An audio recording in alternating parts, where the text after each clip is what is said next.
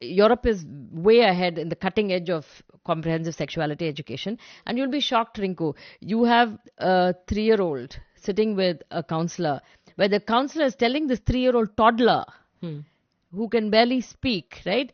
Telling him to touch himself in his private parts and asks him, do you feel good when you touch that? So if you add all these dots, right? On one side, you're sexualizing Hindu girls. On the other side, you're saying Raising Hindu age of girls marriage. cannot marry. On the third side, you can say by chance, if all the sexualization leads to some pregnancy and you don't know about it for 6 months, Abortion is the way. they have this monument Okay. in Westminster Abbey, okay, honoring Andrew Bell Oh, to come okay. up with the Madras Monitorial System. Now, meanwhile, there's a guy called Lancaster who's a Quaker who steals this idea from Bell. So there's a second digestion. So once we've taken, and then this guy, and then they both have a fight because Lancaster is similar. He also calls it the Joseph Lancaster Monitorial System, and they both fight, and then that's where it comes out that it's actually the Madras Monitorial System, which came from India.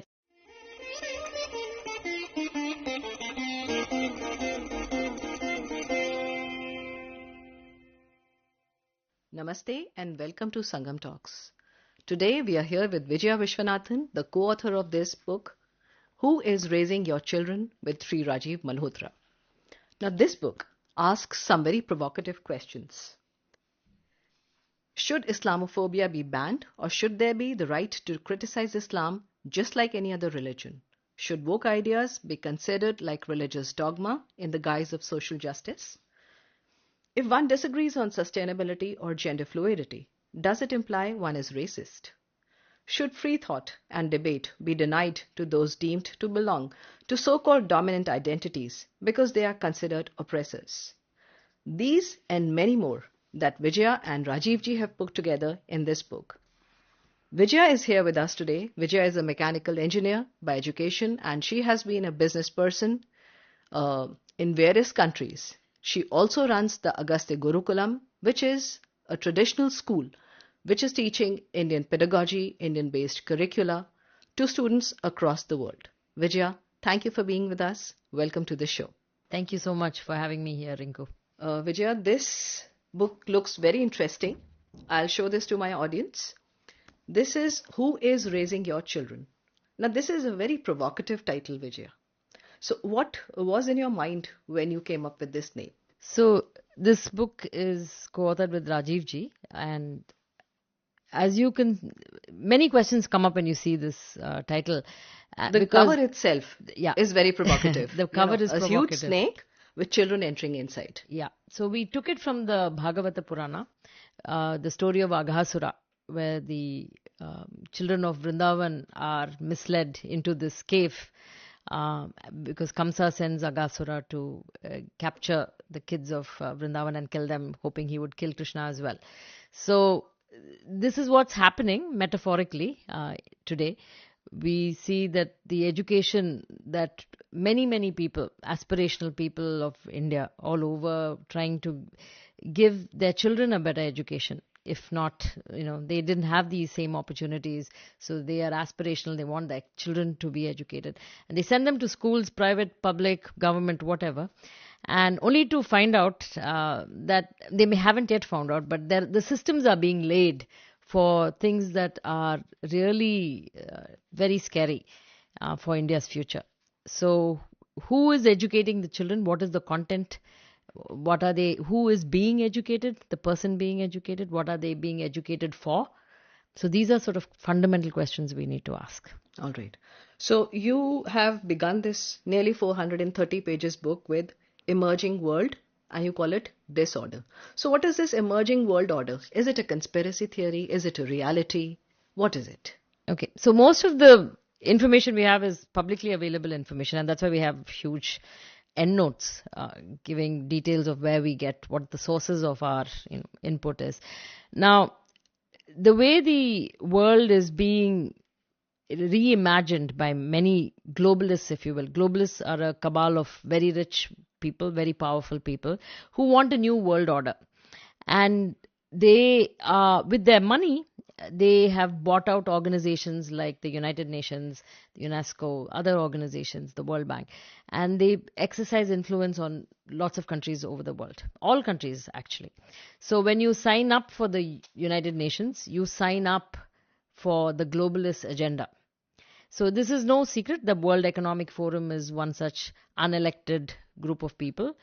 They talk about environmentalism, climatism, all of that, but they themselves land up in Davos in private jets. Each one comes in his own private jet to Davos, and they give gyan about sustainability, environmentalism, climate change, all of us to the rest of us, and depopulation, all of that. So there is an attempt for a new world order. And Rajiv ji has often talked about also, like, there's an Islamic way of a world order using, Islam has an idea of what world order should be. China has its own idea of what world order should be. And the globalists have their own idea using Marxist ideas of a new world order. Like a borderless land, there's no concept of nationalism. Exactly. So when we talk about nations, Vijaya, we talk about Millennium Development Goals, because you spoke about the UN just now. So MDGs sound like a very, very ideal development goal kind of a thing. And out of them, we adopt certain SDGs. So you have also pointed out how SDGs are inherently putting poison into the country's policy. Will you explain that? So it all started with, the UN started with development. They've done a lot of good work. We cannot say that everything, we can't throw out the baby with the bathwater. So they've done a lot of good work in terms of, war-torn areas. They've provided aid, and famine and hunger and floods. They've always stood up for the poor and the downtrodden. But of course, the UN is also corrupt. In fact, President Trump recently announced that he was pulling out of the WHO. Now, before I go to the United Nations and this SDGs, I just want to talk about COVID, that because in our recent memories, right? So we saw that during COVID, we all had to follow certain rules all over the world. We were forced to take vaccines, whether you needed it or not. You could not use alternate systems of medicine. Even in India, we could not use Ayurveda, and even if Ayurveda worked, you're not allowed. Ayurveda practitioners were not allowed to say it. Right? So there was and so where is all this coming from? It's coming from the United Nations, the WHO. So recently there was a pandemic treaty that all nations signed, saying that they would give up their rights.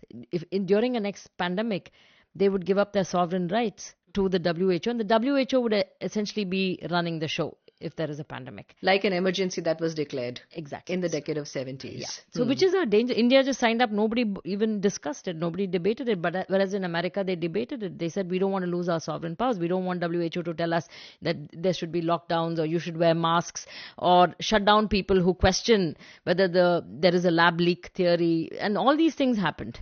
We saw the underbelly of totalitarianism during COVID, where many voices were shut down, and there was only certain people who knew the science, whereas others did not. YouTube banned, even one of our videos got banned, where we had an interview with a very eminent doctor who had come with various protocols. But then when he came up with a cocktail protocol for COVID, his video was, he was made a pariah, his video was, cancelled. So these kinds of things happened during COVID. There's a heavy-handedness. And so many in America say, no, we don't want to be part of the WHO, especially the Republicans, because they pay the WHO so much, and they don't want the WHO. They want sovereign rights to decide health or economics or whatever they want to do it themselves as a nation. So this one world government we saw very clearly during COVID, and India didn't say anything about it. Indians generally tend to go with the flow. But even in India, I know very poor people who did not want to take the vaccine. They were forced to take the vaccine because their rations were not, you could not get your rations with your ration card. You could not travel without a vaccination card. You could not travel. All these sort of restrictions, happened. And so this is what China looks like. So if you don't behave, there's a social credit system, and if you don't behave, you'll be reprimanded. So this is what we saw a glimpse of, and the United Nations loves that. Now, getting to your question of sustainability. So the UN started off with development, and that was good. They wanted to alleviate poverty, but what over time this climate crisis became a big thing. Yes, there are environmental issues, and we all need to take care of the earth, but this climatism became more of a political agenda. So the UN has something called the Sustainable Development Goals. There are around 17 Sustainable Development Goals and over 170 or so, which we have adopted for a country. Which all countries have signed adopted. up. But in there it says it should go according to the laws of your country. So these are just guidelines, and you are adapted to your country's laws.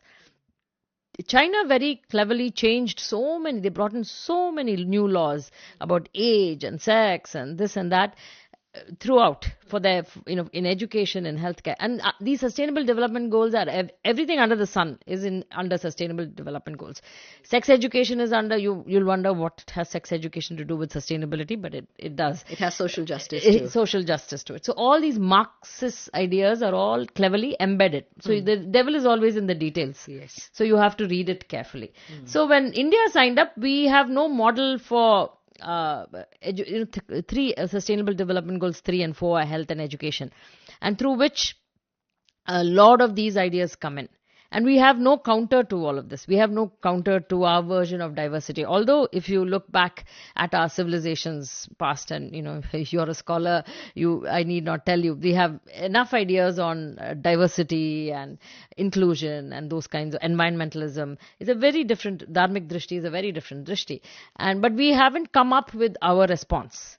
So what we have ended up doing is to accept a package from the West as is, and trying to put it into our school system. So this is where we compare China with India, and how both countries have responded to these mandates of I wanted SDGs. to bring this question later, Vijay, but since you're comparing India with China, let's take up this issue of where you have compared Jharkhand with a small province in China called Gansu. Now, how different the implementation of SDGs is there, and how the different NGOs are assisting the government in implementing those policies. Can you quickly shed light on that, and then we'll come to NEP also. Okay, so the Jharkhand is a very sad situation, because for the past 14-15 years, the people of Jharkhand have been taken for a royal ride. There's a tribal area. The government is very unsteady and very corrupt. And so what has happened is the AIDS program has been repurposed to bring in comprehensive sexuality education. Now, before I get into I have to explain what comprehensive sexuality education is. Now, within education, the UN wants something called comprehensive sexuality education. Like on the face of it, Vijaya, it sounds very innocuous. Comprehensive sexuality education, I, as an educator, would tell you about your body's development, its growth, and also, how to have a safe and good life later on. So what is so devious about this? Okay, so there is sex education, the old-fashioned way, which talks about prevention of unwanted pregnancies, sexually transmitted diseases, sexual abuse, sexual violence. Dangers of promiscuity. Dangers of promiscuity, how to keep yourself, sexual hygiene. So these are topics that most parents would say, yes, my child should know. We don't want our child to have an abortion or get pregnant or get into trouble and have some sexually transmitted disease that we can't get rid of. Most parents would agree. Now, what makes sex education comprehensive, according to the United Nations, the WHO and the UNESCO, is that you add a dose of sex positivity. So when you do that, what happens is they minimize the sexual risks and sexually transmitted diseases. All of this they minimize. They treat abortions very casually. It's like, go ahead and, by the way, if you do get pregnant, there are ways of dealing with it. So that's sort of the attitude. That's the stance. Now, with sex positivity, also you can counter and say, what is wrong in viewing sex in a positive way? And yes, as a mother of 2 boys, I think they should look at sex positively. I have nothing against it. But again, the devil is in the details, because they, first of all, start sex education really early. Right? Masturbation is a huge part of this. They encourage small children to masturbate. And this is in the curriculum that's been put. This is in the policy that's been applied in Jharkhand that we're talking So about. in Jharkhand, they got comprehensive. So they have CSE, comprehensive sexuality education. In other places in India, and that's why we brought this book out. The full-fledged CSE is not out there, but the groundwork is being laid, right? And So how are they doing this, Vijay? okay, so the groundwork is being laid by having AI bots to teach children, having digital platforms to bypass parents and teachers. So so the steps are coming, and there's a constant pressure to stick to the ITGSE guidelines on sex education, which are the UNESCO's guidelines. All right. So when you go into these UNESCO guidelines, you find that there is this push for these kinds of practices.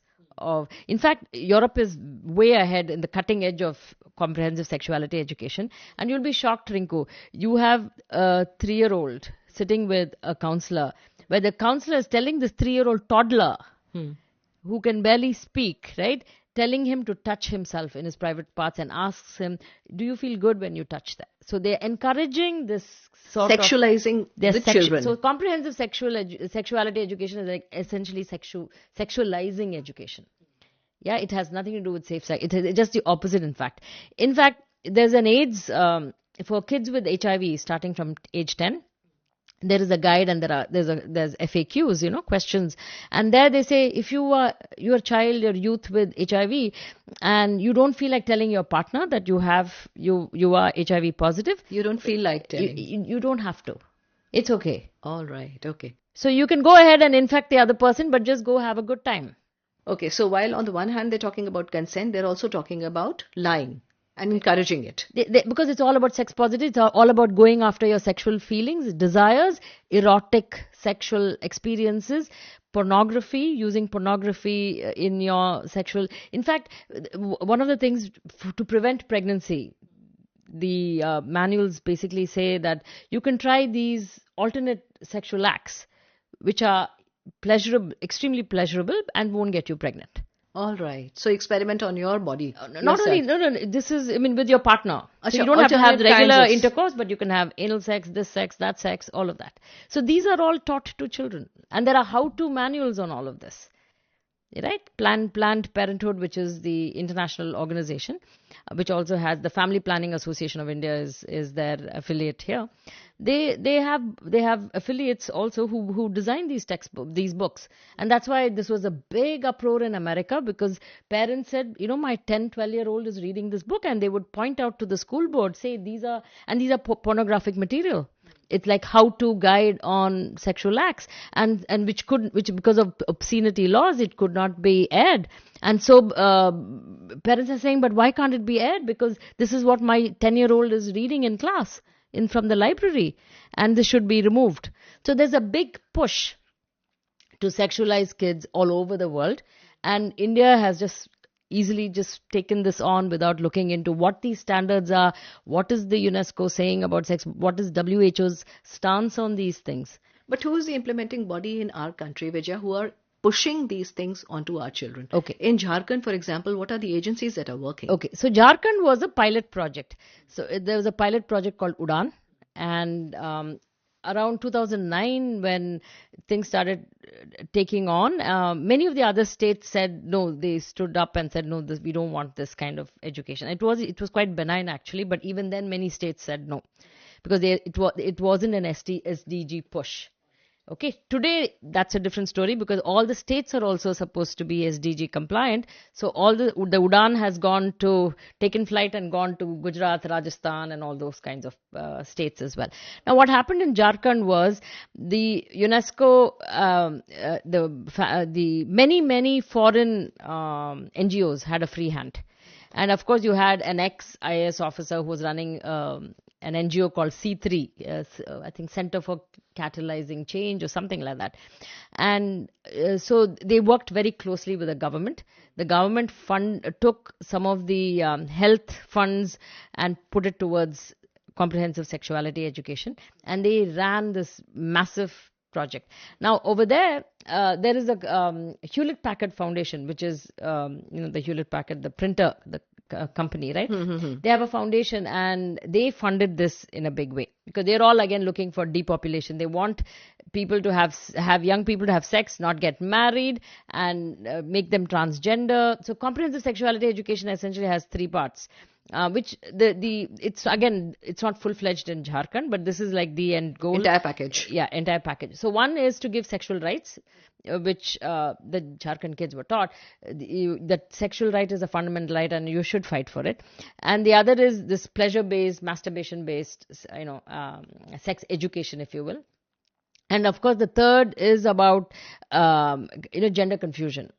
So talking about gender fluidity and telling kids that, if you're not really comfortable with your body, it might be that you're born in the wrong body and you can try other genders and you're fluid and you can stop, you can transition and you can stop puberty and halt it for a while till you figure it out. So this gender transition and social engineering happens a lot more in the West. It's come to the big cities in India.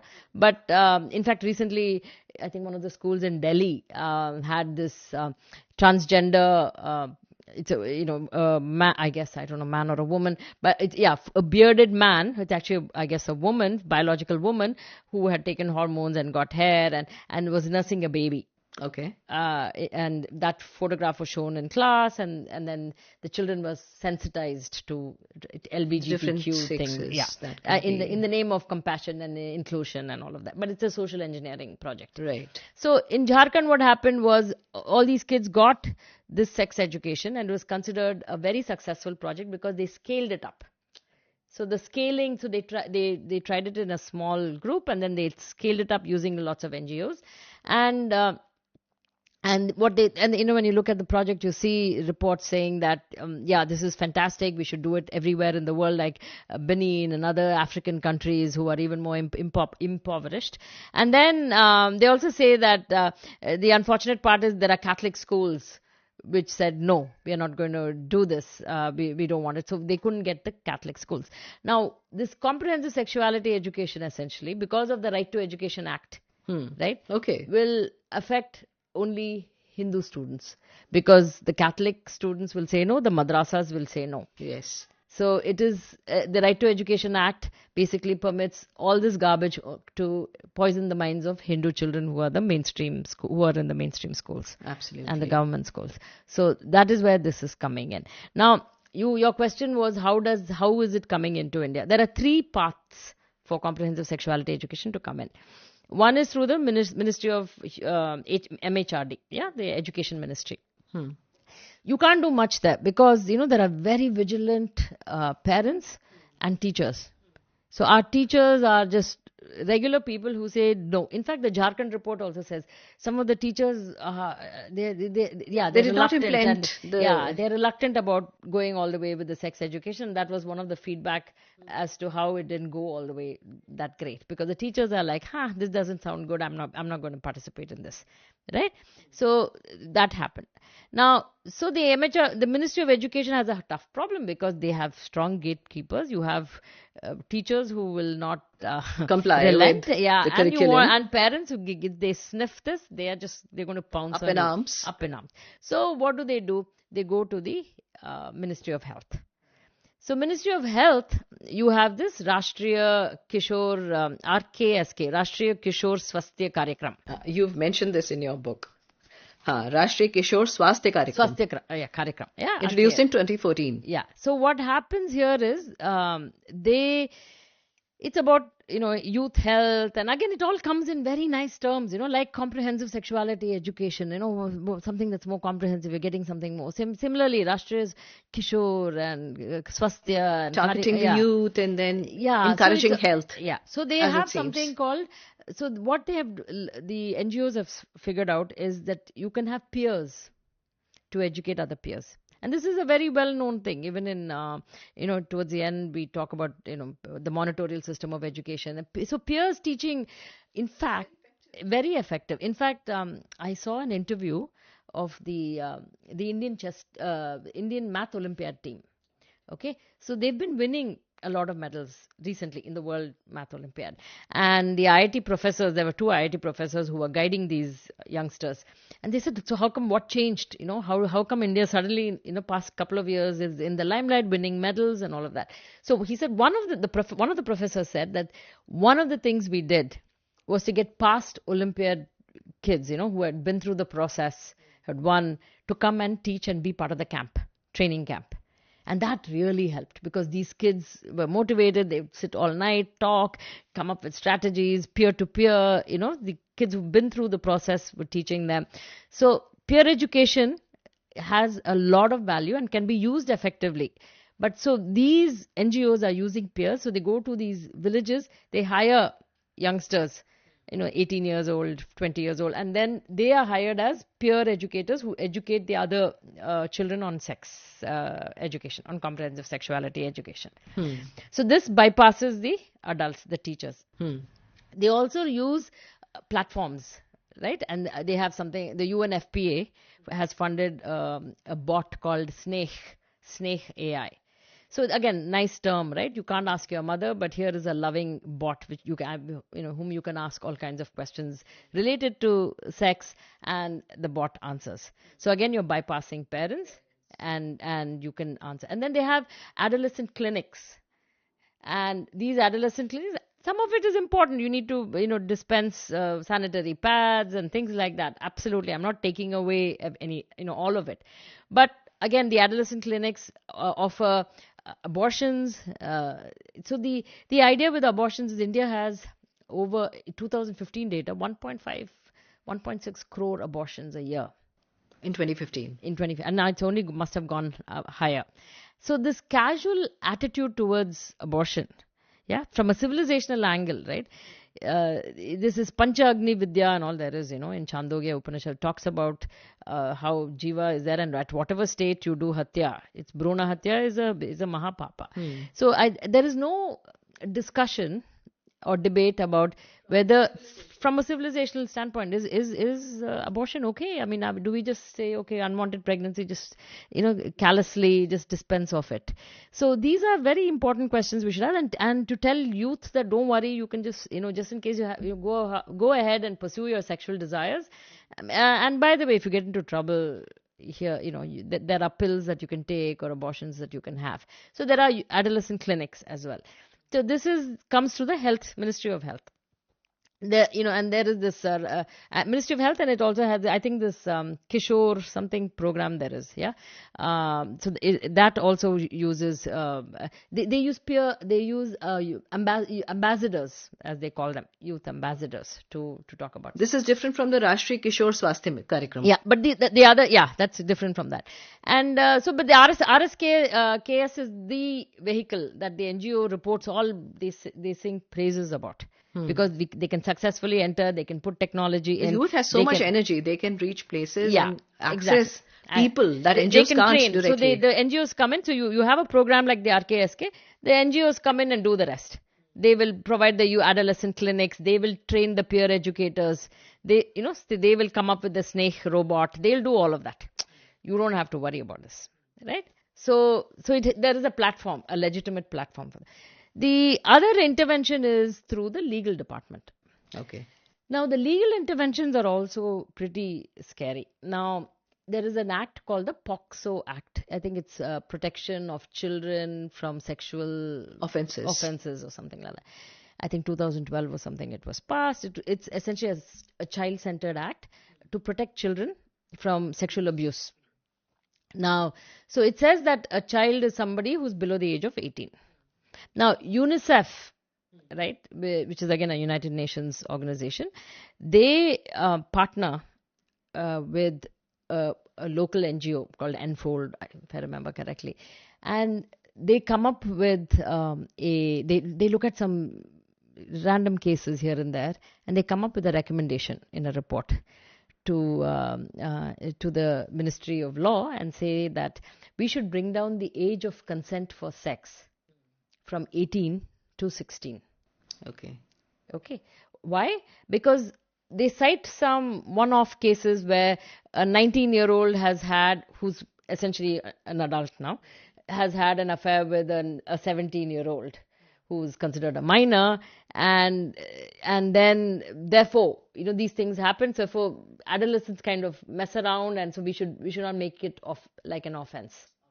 So to the average person, you'll say, yeah, I mean, that makes sort of sense. But the law already deals with these kinds of special cases in special courts. Juvenile courts? Yeah, they're called special courts.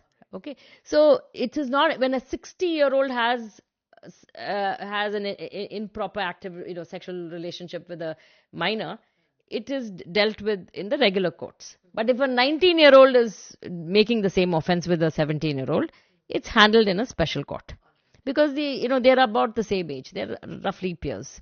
So it's already handled in a different way, so that the penalty is not that bad. Now, these guys give false data, massage the data, do all of that, and they make a recommendation. There's a law commission, is another body in Delhi which catches this, and they said, no, this is not. We don't really think that because we are very focused on protecting children, and this will lead to the prostitution of children and trafficking of children and all these other criminal activities, so we don't want to do this, right? And they put their foot down. And then there is this NCPCR. There's another body which is about child protection, and so they go in, they do a little bit more due diligence. And they say, you know what? The data itself is falsified. Okay. And not only do we not support it, but actually they fudged the data. That time, UNICEF essentially distances itself. UNICEF actually co-writes this report. It's a co-author of that report, but it distances itself. It funds and it co-writes, but it distances and then blames the NGO for it and distances itself. But the UNICEF is in fact a partner of the Education Ministry. Despite these kinds of mischief, the UNICEF is MHRD's partner in education, right? So anyway, so the law doesn't pass. Yeah, we don't bring down the age of consent from 18 to 16. But the Law Commission also said, but we recommend comprehensive sexuality education overall, because it will improve empowerment of women, infant mortality, all kinds of things. Because again, they haven't gone through this, what CSE is. And the same thing is done by the other groups as well. So the Law Ministry says, well, we're not going to change the POCSO Act, but we recommend that all schools everywhere, they have comprehensive sexuality education, which is even worse. So that is one side. So there is one intervention. The second legal intervention is that they change the age of marriage for girls from 18 to 21. Nowhere in the world is it like that. Even in the US, California and all have no age at all above which only you can get married. If your guardians agree, at 15 you can get married. There's you no can problem. Vote at 18, but you cannot get married at 18. So here, it's for boys it's 21. It used to be 18 for girls. Now they made girls also 21. Okay. So on that's one side, basically discouraging marriage also. So you're discouraging marriage, but you're encouraging sexuality. Yeah. And for Muslim girls, it is 15. Right? So for Hindus, girls cannot get married till 21. So they'll be forced into these kind of relationships and just because the law you're feeding them pornography, you're feeding them encouraging all that. Asking them to pursue desires, all of that in the name of women's empowerment. Then infant mortality. These are the words they use. Child retention in school, retention of girls in school. You've mentioned the case of Rajasthan, where this kind of education was pushed, ostensibly to retain girls in school. Right. And so that they know. And they cheat. And then they bait and they switch. So the third legal intervention, right, is the gestation for abortion. Yeah, the gestation term. Yeah. So it used to be 20 weeks. It's moved to 24. So it used to be above 20 weeks of gestation, you cannot have an abortion because the child is becoming viable. Now, 24 weeks, the child is actually viable. If you take the fetus, it can live outside. And now we have, there is a MTP, some act like that. They've increased that. All right. So you can have later and later term abortions. when the child is actually, viable. So if you add all these dots, right, on one side you're sexualizing Hindu girls, on the other side you're saying Hindu girls cannot marry. On the third side, you can say by chance, if all the sexualization leads to some pregnancy and you don't know about it for 6 months, Abortion is the way. abortion is easy. Don't worry about it. Not even not at 20 weeks, then 24 is also 24, okay. yeah, in the second Okay. trimester. So when you're talking about children, Vijaya, the most important thing is education. You've spoken about what is this? SEL, social and emotional learning, Yeah. which is a very, it's a dark hole. So going back to the SDGs where we started. So the United Nations has 4 different programs that so-called make you SDG compliant. So by 2030, if you did all these things and they constantly measure you on a dashboard, that we will be a sustainable planet and all of that. Okay. Now, within education, there are 4 programs. So one is this comprehensive sexuality education, which we've talked about, the sexualizing education. The second is something called global citizenship education, where you're taught that we are all, and our ministers will all go around and say, oh, Vasudhaiva Kutumbakam and all of that. But you have to think through a little bit more as to what exactly global citizenship education means. So, like you mentioned in the beginning of our conversations, this open idea to migrants, legal or illegal. The United Nations statements are always that migrants always enrich the economy and the economy goes up because you have more labor and all of that. They don't say if it's legal, legal. They are a drain on matters. resources also. Yeah. So, and that's why Trump is throwing everybody out. These are the reasons why Trump is getting out of the WHO, the United Nations. They're going to cut drastic funding from, all these UN organizations because they're so corrupt. So a child is then given this choice of, okay, tomorrow Rohingya Muslims are coming in, they are taught through global citizenship education that you should show compassion and it's fine to have migrants enrich your culture. Yeah. So that is the global citizenship. And China has a whole different view of global citizenship. Their Belt and Road Initiative is their global citizenship education. Okay. How you go conquer the world. They're very, very clear about how their version of worldview, of what global citizenship is all about. The Chinese, the Confucian ideas, those they train. And during their global citizenship education, they train their children on World Trade Organization's laws and trade and what are the tariffs, and these are the issues that they train their children on. So they're going out and be successful in the world. Absolutely. So it's called global citizenship consciousness, where you're good with all the cultures and you're batting for your own team.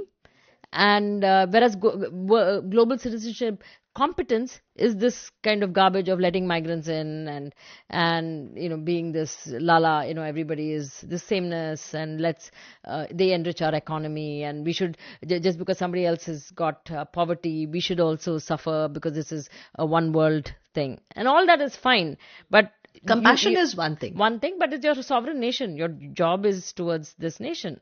And it's not through some globalist. If you're a global citizen, what are the obligations of the citizen and what are the rights of the citizen? One should ask very clearly.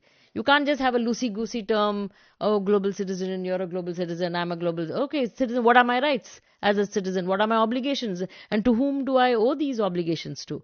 Who's the master? Right? Who runs the country? Do we vote for these people? I mean, so these are fundamental questions that we should ask. So that is the second part. So we have that. And then you have environmental education, which is about this whole environmentalism is also a Marxist, like Greenpeace, they're an environmental organization, but they're always breaking in their force, as we have seen. And then you have something called social emotional learning, which you asked about.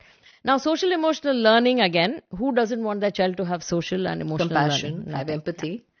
And emotional intelligence, you've mentioned, came out in a big way. Yeah, Goldman, and they took ideas from yoga and meditation, all these practices from India, digested it, as Rajiv ji calls it, yes, and then churned out something else for mind control. So what starts off as healthy mind and body building, they use the same techniques to control the mind. Now, how does this happen? Now, there is this UNESCO category 1 institute in Delhi, which is called the Mahatma Gandhi Institute for Peace and Sustainability. All very nice sounding. Mahatma Gandhi Peace Sustainability Institute of Education. Everything sounds good. Now, the thing is, it's a category 1 institute, and India is really proud. Like Hamare, like Delhi mein, you have a category 1 institute in UNESCO, right? Category 1 means Means something like that top tier research institute. Yeah, even I did not know what the fuss was about having a category 1, but it's like a big deal in India. Of course, we are colonized, and India had started funding it. Okay. Okay. Now, this institute produces social emotional learning programs and certifications for world over. For schools all over. This is that sort of the place where lots of people they can hire and churn this out and use AI and platforms. So what is social emotional learning? Social emotional learning uses behavioral science, psychology, and neuroscience to change and rewire a child's mind. Acha. Okay. Okay. So what are they trying to rewire? They are trying to rewire the child's mind to think in a favorable way that the globalists want you to think. Okay, so all these Marxist ideas, your disposition should be favorable. Now, it's like group psychotherapy, whether you need it or not. Social emotional learning started in the US in Yale University, where they brought in all these ideas, digested Indian, there was this theosophy that was brought in, and then Neem Karoli Baba's idea of existing in various planes. He was very fascinated by that. Exactly. So Dan Goleman brings But Neem would Karoli. he ever mention Neem Karoli Baba in his writings? He used to mention. Rajiv has this theory of digestion where initially they mention, and then they stop mentioning after a point. Then they mention their own. Yes, Rajiv speaks about this. Yes. Yeah. So he goes to Goldman goes from Harvard to Neem Karoli Baba and is just so amazed at Neem Karoli Baba's state of mind and his practice and his life. Then he gets these ideas from Neem Karoli Baba. He takes it to Harvard, and then he comes up with his own, emotional intelligence as a thing. He makes millions of dollars selling it to corporate world and all that. Then he partners with this other guy, John Fetzer, who uses theosophy and yoga and meditation, and he runs a baseball team, and he uses these meditation practices to win baseball games for his own sports team.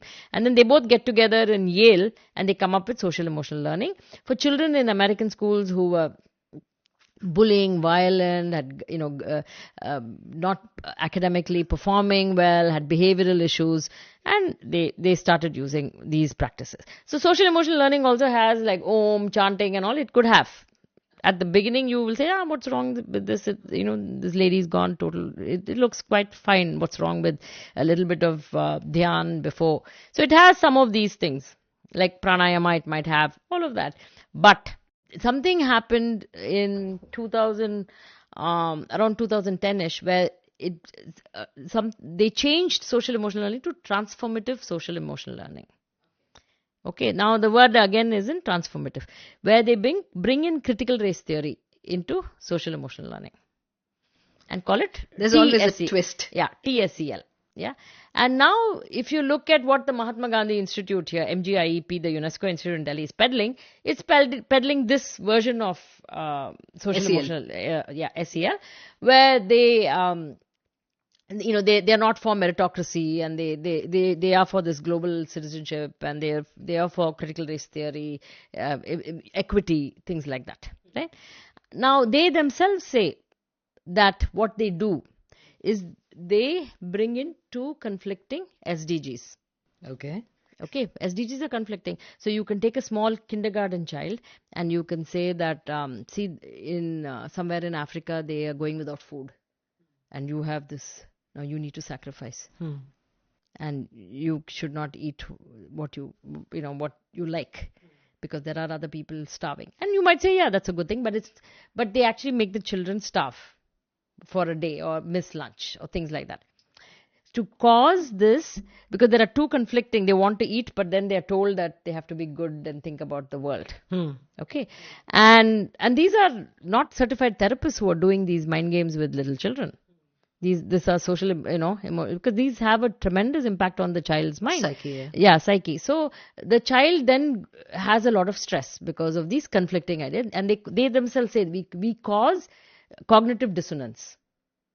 Okay, now when While on the one hand, we are trying to bring up children who are very balanced, put together, and then introducing cognitive dissonance in children is very, very dangerous. So they do that. Now, this cognitive dissonance then manifests as fear or guilt and anger, right? Because of deprivation. Or you're saying, how can this happen? And what are we, you like this Greta Thunberg saying, how dare you? And that the youth are all angry all the time and anxious about the world just not being there in another 20 years. And, that anxiety. So some of them get into depression. The others then social emotional learning comes in. And it says, all these feelings can be channeled into activism. Okay. You be an ally for the cause, or you go out, and so it channels that, and then you deal with the next set of conflicting SDGs, and then you go through more social emotional learning. Okay. This is they say this themselves, and we rewire the brain of children. Now, while this rewiring of brain happens, a lot of data is collected on the kids. Tremendous amount of data. Now, a math problem. Before the math problem, they have a survey. How do you feel? Happy face, sad face, angry face. There's a lot of this, data collection. Yes. Yeah. Okay. During the math, it's done. After the problem, it's done. So from K to 12, by the time you're done and dusted, they have an entire map, emotional map of what triggers you, what can nudge you, what can change your behavior. And accordingly, they can give stimulus. Those kind of stimuli. Yeah, they can give a stimulus that can nudge you in a certain way. And that's how they shape behavior. And they can harvest those emotions and again. And so this is very dangerous, right? And now Meta and all these companies are funding this now, have begun to fund, because they want the data of the kids. And they will tell you that the data can be de-identified. That means we remove all the names and identification. But it actually can be. In the US, the parents are really worried because tomorrow this data can be used to say that this child has a criminal disposition. This child, because data can be interpreted in so many ways. And with AI, right, you can use this data and say this child, his habits are poor, his health insurance needs to be higher because he has a propensity to get diabetes. So this is how this can come back to bite you. And the privacy of data, nobody's given you permission to take this data. And yet this is happening. And MGIP, again, these are all not full-fledged in India, it's all coming in. And MGIP trains teachers every day. You will say, I'm a SEL certified teacher. So initially it'll all be, yoga, meditation and all of this. But the end of it, they're trying to rewire the brain. In fact, Bill Gates, during COVID, there was in UP, there were a bunch of farmers and poor people who said, I'm not taking the vaccine. Yes. And Bill Gates teamed up with Ashoka University, Behavioral Sciences Department. And what he did was, he said that these people are not taking the vaccine because they just said, there is Ishwar and whatever I do, Sharanagati, what happens. We really don't care. And if we have to die, we die. That's it. And that's it. So they believe in karma and karma pala, all of that. So they try to change the behavior. Ashoka University actually tried to change the populations of these farmers, of this poor demographic, so that they would not depend on karma. Okay. So you see how you change. So basically trying to change the sanskars. Absolutely, that's what they do with technology. All right. Right. And USAID, right? USAID is in the news lately. Oh, yes. And now USAID spends a lot of money in this kind of mischief. In fact, USAID invested some money in a software company called ThatMate, which does SEL. Now, the Niti Aayog we have to talk about before I talk about this. The Niti Aayog is the gateway for all of this. For all the NGOs that are coming in? NGOs, for any, whoever wants to come into India to do business, Niti Aayog has opened its doors. But Vijaya, we cancelled the FCRAs of all the foreign NGOs. So how come they still have roots inside India? So, I mean, they come now. FCRA is they're sort of the old way of doing business. Foreign direct investment, where you're not a non-profit, you come in as a for-profit, like a limited liability company, and then you don't have to disclose anything, right? And what you get in return is data. Data is the new oil, new gold, right? So you have large AI projects, and then you collect data and train your models, and they go as a private company lying low. Many companies. So FCRA is the old way of doing business for non-profits. Foreign direct investment is what they pay their own money. They say we'll be a for-profit company, and they get intangible. They get data from millions and millions of people. That's how they do it. So the Niti Aayog, essentially, there are two functions that it serves: the foreign NGOs and big institutions. So one is they come in and they lobby. Yeah, so you want, in fact, the International Planned Parenthood Foundation has, in their report to their donors in the US, has said that in 2022, I think it's 2022, 3 legislative changes they had successfully achieved in India. Okay. What are they? They don't mention, but 3 legislative changes. Okay. So Niti Aayog's partner is for the Family Planning Association of India, and they are a partner of in the Niti Aayog. Then you have 3 Indian companies, HCL, Tata, and the Piramals, their foundations. Right? So you mentioned some of these in Snakes of the Ganga also. Yeah. So these are more for the sex education and SEL, and on the education space. So the HCL Corporation has this foundation where they actually run a huge platform to train teachers on sex education, ARSH or something, adolescent reproductive health, something. It's called sex and reproductive health, something like that. ARSH for you. So they have a huge platform. They are a partner with the Niti Aayog, and they dispense out this training program for teachers to scale it up. You're training teacher training. Then you have the Tatas. All the Tata groups, they fund an NGO called Population Foundation of India. Started by J.R.D. Tata, and the late Ratan Tata was the chairman of this. It's a very prestigious NGO in India because because Tata himself was on the board. And Population Foundation of India is trying to promote sex education on the ground. So all these peer educators, they have MOUs with every state to train the sex educators on the ground. Okay. So while HCL is doing teacher training online, Tata's is doing on the ground. Then you have international, the Planned Parenthood Foundation. They provide a lot of surveys and push Niti Aayog to do certain things. Now, the Niti Aayog itself invests in small companies. They invest through their Atal incubation lab. They have something called the Atal tinkering labs. So through that, one would think you would get into robotics and all kinds of things. Maybe they do that also. But there is a lot of mischief where they have invested in 2 startups. One for comprehensive sexuality education and one for social emotional learning. The startup for social emotional learning, which is ThatMate, is also funded by USAID. And we just, Trump administration just called USAID a criminal organization, a front for the CIA and all. And then, so they were partnering in a lot of ways. Kriya University, we showed in Snakes in the Ganga, Kriya University is funded by USAID. USAID funds in Nepal, they are trying to get Hindus to leave Hinduism and become, just not religious or atheists, something like that. All right. So USAID plays a lot of. They fund USAID recently. Apparently, all this came out just recently. They funded a comic book project in Peru on transgenderism.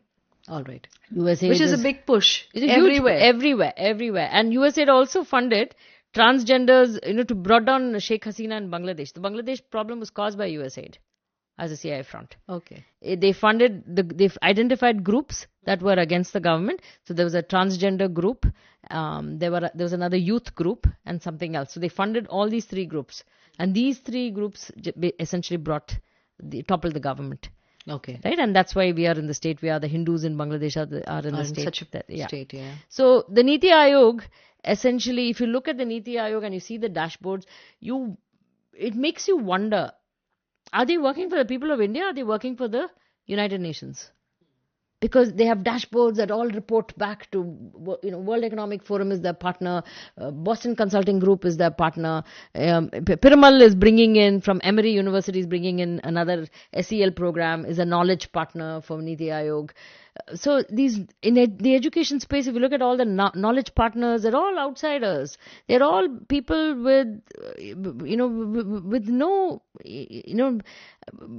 connection to the improvement of India. And it makes you wonder, whom are they reporting to?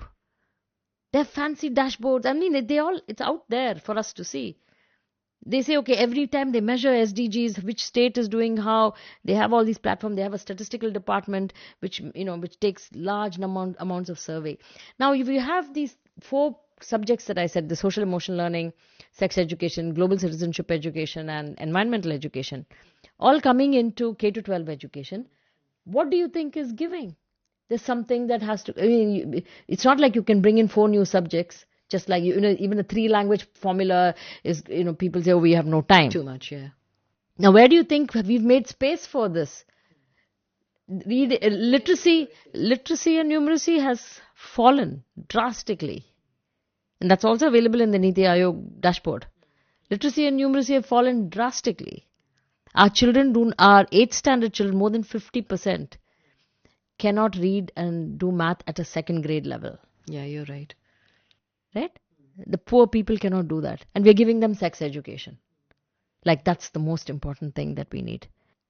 So we have to ask ourselves, where are we going with all of this? So the Niti Aayog is sort of the hub, the epicenter, where all these foreign and Indian NGOs with foreign connections all come in. And they facilitate. So on one side, they're lobbying. On the other side, once that lobby, the legislation is made, the government says sex education, comprehensive sexuality education, K-12 everywhere. They come in from the other side and they have programs and toolkits that just plug and play. They have them already. Yeah, so the NGOs essentially run the country's education. We are worried about NCRT and National Curriculum Framework. It's all bypassed. There's no wonder, Vijaya, that even after the NEP 2020, we haven't seen any remarkable improvement in the performance of our children as far as school education goes. So this is the reason. What are they being taught in classrooms? In fact, the NEP itself says that they are bringing in social sciences, liberal education. And they say we are looking at SDGs 2030. We've all missed it. Sustainable Development Goals of 2030 will be aligned with.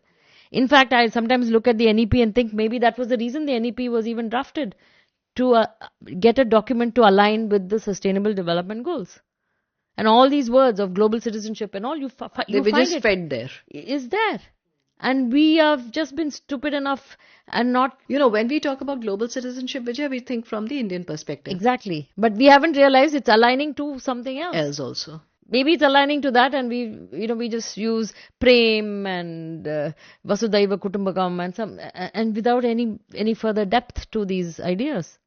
So it is very troubling to see that, and I must also say that there are very good efforts. For example, Chamukrishna Shastri ji is working on translating all the K-12 subjects in Matrubhasha in different states. So these are efforts that are going on. Yes. I'm not taking it away.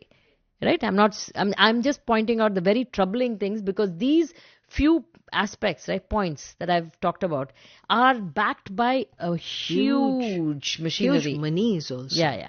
So huge machinery is backing this. So anything that like a Chamukrishna Shastri ji is doing with translating curriculum in different languages, all this other good work will these it will just eclipse this kind of which this small. It will just It's small eclipse that. scale work. It's very important, but it still cannot match the scale at which these organizations are pushing. You have the Tatas, you have the HCL, you have international plans. The tremendous reach they have through government policy. The sheer force of a government policy being implemented across all states. Yeah. These people cannot match it. They cannot match it. And in fact, although they're doing all these translation work of all the textbooks, we have to train the teachers in the languages to teach. So all that is there. And meanwhile, Chhattisgarh and all these places are moving to English education as a medium for, which is sad. So, I'm not saying that everything that the NEP is doing is bad. That's not my thing. But the few aspects that I've pointed out comes with a huge machinery behind it. And that's why we need to pay attention to it, because it can just wipe off the other, great things that lots of people have been doing in just one swell swoop. So that is the problem. So Vijay, you've cautioned against us against, so many dark forces that seem to be kind of enveloping our country. But is there a silver lining somewhere? Towards the end of the book, we talk about Vedic education. And even before that, we talk about how in 1700s, right, in early 1700s, there's this person, there's a Scottish evangelist, pastor, who by the name of Andrew Bell, who is sent to Madras, to the British colony of Madras. Now, Madras, it is the center where a lot of these orphans of British officers and soldiers are left behind. And these officers have abandoned these children and gone back to England. And there is a Madras Male Asylum, which is in Egmore, Madras. And this was... it was a fortification which the British used, this building, against the French. And then they won the war against the French. And so this building was then repurposed to house this asylum for these orphan children, mainly boys, only boys. Now, it was called the Madras Male Asylum. Now, this Madras Male Asylum had all these British boys, the Anglo-Indian boys, who were abandoned, and they were unruly, poorly behaved. They could not be educated, and the British wanted to do. And the numbers were increasing, and so the British wanted to do something for their children, because they were also their children. So they send this guy Andrew Bell. Now Andrew Bell is a pastor, and he has a stint in America, where he's a private tutor for some rich Virginia, colony farmer, some family. He was a private tutor. He finishes that stint and he goes back to Scotland. And then the British Army says, you go to Madras and you do something about this. You go give them Bible education. Okay. Maybe that'll fix them. So Andrew Bell comes to Madras and to the Egmore Madras Male Asylum, and he sees these boys and he thinks they have no hope. He just cannot manage them. The staff there is really untrained and nobody listens to anybody. There's just chaos everywhere. And he's troubled by this. He tries to bring in some character building through Bible education. It's not going anywhere and he's frustrated. So he's walking up and down the seashore and he stumbles on a Malabar school. Yeah. So those days in all over India, you had these Thinnai schools where on the front portico there'll be a teacher teaching. You have a village school master teaching many kids like that. So he observes a Malabar school where the children are writing on sand, and there are there's the older kid teaching a younger kid to write, and then they wipe out and they learn to write. And it's a very calm environment. The children are quietly learning from each other, receptive, focusing. And he starts observing this daily, and then he goes further and further and starts observing many more local schools. And he figures out that most of these village schools in India, There's one village schoolmaster, and there are 200 children, and they're all educated. In fact, in the 1700s, there are German missionaries who come and who write in their journals that one thing which is amazing about India is over 95% of the people are literate and educated. Whereas in Europe, only the very rich, very elite could afford education. It was not for the masses. So anyway, so he looks at it and he starts observing these village schoolmasters, and he realizes that they use something called the monitorial system, what he calls a monitorial system, where the teacher teaches the top students and those top students teach the ones below, and so on. And that way the entire class of 100 people are educated in small groups, right? So he starts taking these ideas, and he starts taking these ideas of memorization, the Kantasti Karanam, all of that, right? How he sees that they learn so fast, the tables. In fact, Indian schools used to have 1/3 tables, 1/2 tables, like that, not just 1, 2, 3, 4. That fractions also they had tables. So he starts taking these ideas and starts implementing them, and voila, eureka, he goes back, he spends 10 years perfecting this system, and he calls it the Madras monitorial system. Okay, where he has monitors in class who are children who are top, and then they teach the other kids, and then all the teachers, the kids learn, like we talked about, how they learn from peers very easily. They are all attentive. He says this system is so good that even Bible education did not build their character as much as this system did. So he says this is even better than the Bible, in fact. As far as character building is concerned, because all the children are focused, they're responsible, they're eager to please their teacher, and he got rid of all his useless assistants who could not teach, right? And these children were eager to please him, they were teaching one another. They felt very empowered because they were also teaching, and teaching and learning, reinforced learning. So lots of things was happening, and he started meticulously documenting all of this, and he published a book on this called the Madras Monitorial System. He was taken to Europe, and so he went back home. He was a celebrity because he started implementing that in England, and then that moved to Europe, and that's where. And then he writes that this is the steam engine of education, because now the West could be educated. So this is even bigger than the steam engine, because now you could educate the whole of the West to be productive people for the Industrial Revolution. Okay. Right? So he says this is even bigger than the steam engine, because this is what is going to power our economy. So the King George, they all recognize this. In fact, he has in one of the pages here, they have a monument in Westminster Abbey for him. Acha. Yeah, right here on this page 307, right? See, they have this monument. Okay. In Westminster Abbey, okay, honoring Andrew Bell to come up with the Madras monitorial system. Now, meanwhile, there's a guy called Lancaster who's a Quaker, who steals this idea from Bell. So there's a second digestion. So once we've taken, and then this guy, and then they both have a fight, because Lancaster is similar. He also calls it the Joseph Lancaster monitorial system, and they both fight, and then that's where it comes out that it's actually the Madras monitorial system, which came from India. It's actually neither of yours, but anyway, so there is a little fight that goes on. And since Lancaster cannot do it in England, he takes it to the New World in America. Okay. And the whole of New York is now Joseph Lancaster becomes a huge person in America, because now America is being educated, and whole of New York is educated, and then the New World.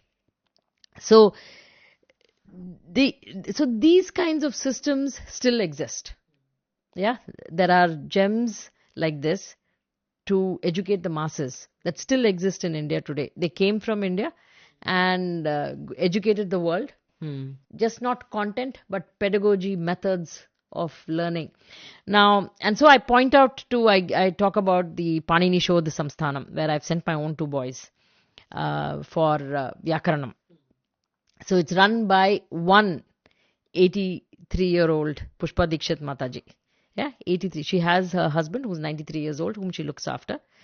And at any given time, there are 40 to 50 students, starting from the age of 5 to 50 or even higher. And these people come from China, from Heidelberg, from US universities, and from local Bilaspur, from Vrindavan, from Patashalas in UP, Sagar in Madhya Pradesh, places like that, unknown places. They all come there. And when I first visited, when I dropped off my son, I used to wonder at 7 o'clock in the morning, after they all finish their daily chores of getting ready for puja, cleaning whatever they need to clean, all of that, right? Bathing, they'll be huddling in little groups, And I used to think, what are they doing early morning? Like, Mataji is doing her thing, but they're all like studying, and so I would ask Ashok, saying, what are you studying like by yourselves? He said, no, we have to study and, do revision and learn from each other and all of that.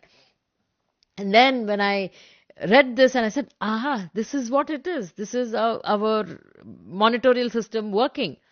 Because what Mataji does is, she teaches students, and those students teach the others. And then her job is to make sure everybody is progressing at a reasonable pace.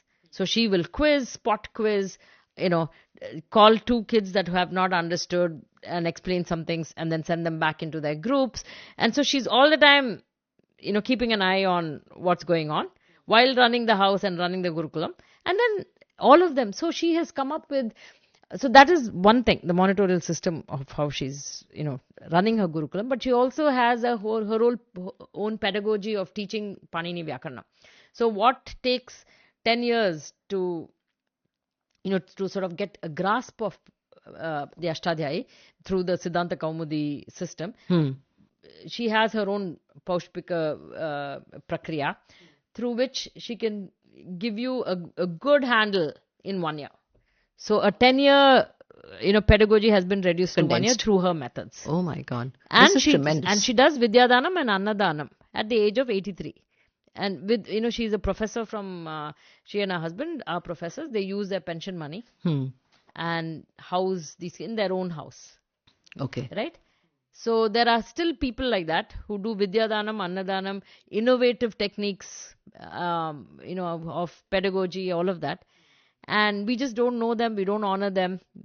We have to. So in India, there are many such people who are doing work, who need to be given support.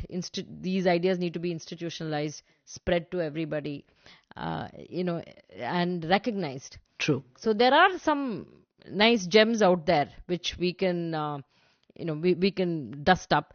In fact, the Agastya Gurukulam, which even I have started, many people say you just charge a fee.